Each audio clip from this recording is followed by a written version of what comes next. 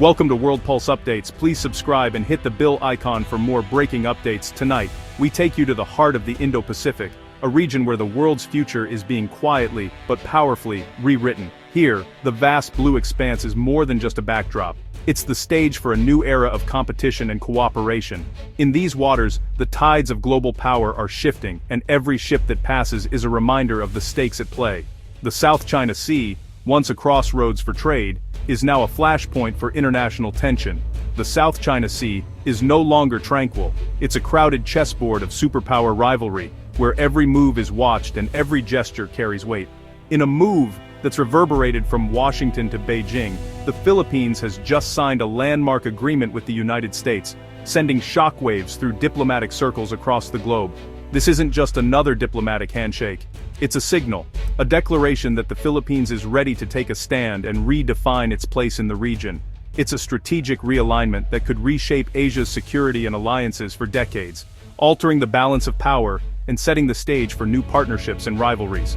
The agreement, signed in summer 2025, marks the Philippines' boldest foreign policy pivot in a generation, one that could define its destiny for years to come. It's a story of a smaller nation caught between two giants, forced to choose, yet determined to chart its own course amid growing uncertainty. The US is reasserting its influence, strengthening old alliances, and building new bridges to counterbalance China's growing reach. Meanwhile, China's rise is fueling anxiety, as its ambitions and military presence grow ever more visible in these contested waters. The implications stretch far beyond Southeast Asia, touching global trade, the world's supply chains, and the delicate military balance that keeps peace in the Pacific. This is a direct response to China's assertiveness in the South China Sea, where the Philippines has been on the front lines, defending its sovereignty and navigating a perilous diplomatic path. Join us as we unpack this pivotal moment, exploring the choices, challenges, and consequences that will shape the future of the Pacific and the world beyond. To truly grasp the weight and significance of this new agreement, we need to understand the long and often complicated history that binds the United States and the Philippines together. Their relationship stretches back over a century, marked by periods of both cooperation and tension shaped by colonial rule, war, and the shifting tides of global politics. Forged in the crucible of war and colonization, their bond is deep, rooted in shared history, mutual defense, and a sense of partnership that has weathered many storms. The 1951 Mutual Defense Treaty has served as the backbone of this alliance for over 70 years, providing a framework for military cooperation and a promise of support in times of crisis. U.S. bases, like Subic Bay and Clark Air Base, once anchored American power in Asia, serving as strategic outposts during the Cold War.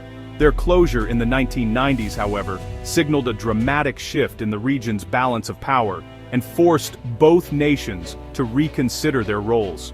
In recent years, the Philippines found itself wavering, tempted by China's economic promises and investments, especially under President Duterte, who sought to diversify the country's alliances. But China's growing assertiveness in the South China Sea, along with the strings attached to its investments, changed the calculus in Manila, sparking public protests and renewed debate over national sovereignty. President Marcos Jr.'s decision to renew and strengthen ties with the U.S. is both a reaction to these recent threats and a reaffirmation of the historical trust that has long existed between the two nations. Today, the Philippines is choosing a familiar, if sometimes difficult, partner over an unpredictable neighbor, weighing the risks and rewards of its alliances in a rapidly changing world. As Marcos Jr. put it, "Our strongest partner has always been the United States."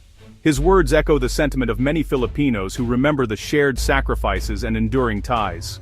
This new agreement is not just a diplomatic formality, it is the latest chapter in a story that continues to shape the destiny of the Pacific, with consequences that reach far beyond these two nations. Through every test and challenge, the alliance endures, sometimes strained but never broken, always adapting to meet the demands of a changing world.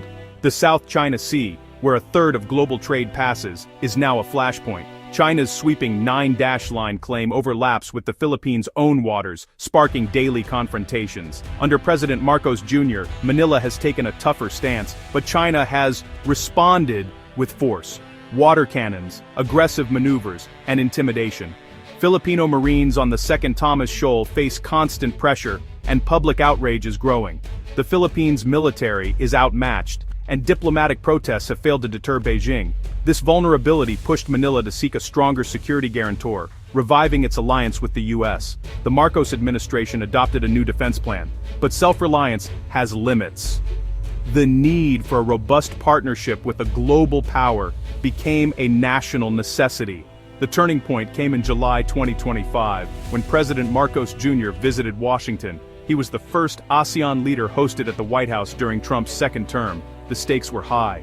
The Philippines needed economic relief from US tariffs, while the US sought a stronger regional ally. Marcos Jr. negotiated a modest tariff reduction, from 20% to 19%, in exchange for dropping Philippine tariffs on US imports. This economic compromise unlocked deeper security commitments. For Washington, the Philippines' strategic location near Taiwan made it a critical partner. The summit concluded with a joint announcement, a new era of cooperation, blending economic and military ties. The US gained forward positioning and enhanced surveillance. The Philippines gained a powerful ally. The agreement set the stage for concrete military initiatives. Both sides knew this would provoke a reaction from China. The summit was a gamble, but one both leaders believed was necessary.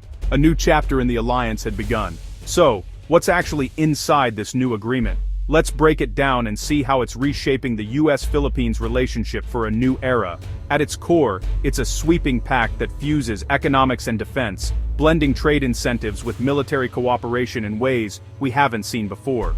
The US will maintain a 19% tariff on Philippine goods, a move designed to protect certain American industries, while still encouraging robust trade between the two nations. In exchange, Manila has agreed to gradually phase out tariffs on US imports, opening its markets to more American products and deepening economic ties. But the real weight of this agreement lies in its security provisions, where the stakes are highest.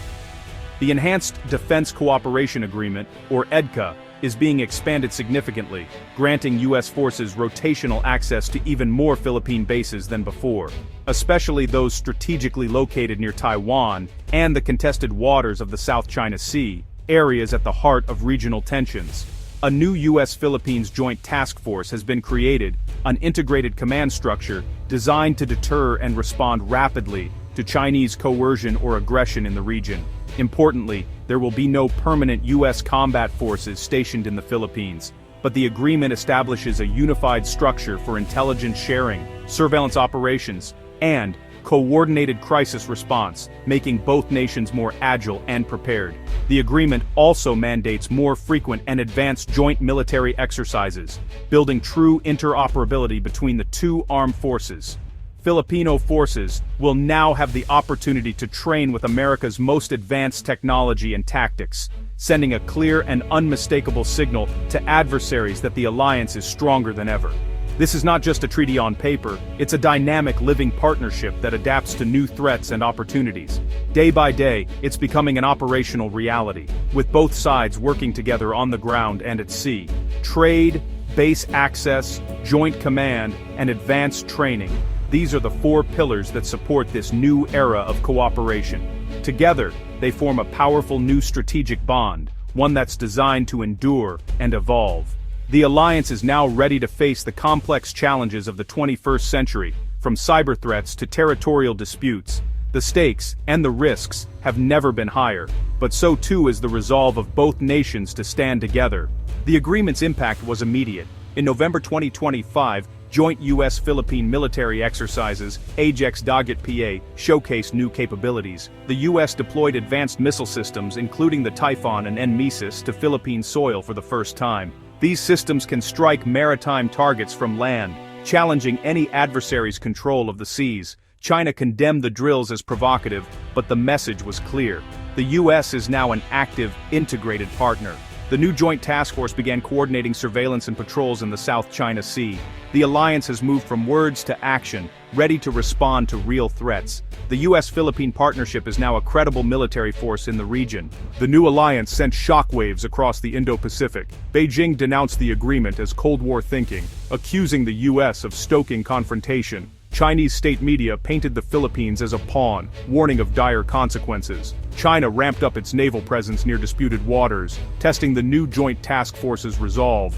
Meanwhile, President Trump downplayed tensions, focusing on economic ties with Beijing. Across Southeast Asia, reactions were mixed. Vietnam quietly welcomed a stronger US presence, while others feared being forced to choose sides. Even China's close partners like Cambodia began hedging, resuming military ties with the US. The region is moving away from comfortable neutrality, seeking balance amid great power rivalry. The Philippine-US pact has forced every country to reassess its position. The era of sitting on the fence is ending. The new agreement has sparked fierce debate. Supporters say it's a necessary step to deter Chinese aggression and protect Philippine sovereignty. Critics warn it could drag the Philippines into a devastating conflict, especially if war erupts over Taiwan. Some argue US trade policies undermine the alliance's stability. Security and economics must go hand in hand. Others fear Manila has made itself a target by hosting advanced US missile systems and bases near Taiwan. If conflict breaks out, the Philippines could pay a heavy price. Is this peace through strength or a reckless step toward catastrophe? The answer isn't clear. What's certain, the stakes for both nations and the region are enormous. The world is watching. This agreement is more than a bilateral pact. It's a microcosm of the global struggle between an established superpower and a rising one. Decisions made in Manila and Washington will ripple across the world, shaping trade, alliances, and the balance between peace and war. The South China Sea is the world's commercial artery. Any conflict here would disrupt global supply chains. The pact is an attempt to enforce rules through collective strength, but it could also trigger the instability it seeks to prevent. The Philippines' choice will be studied by nations everywhere, shaping the future of global security.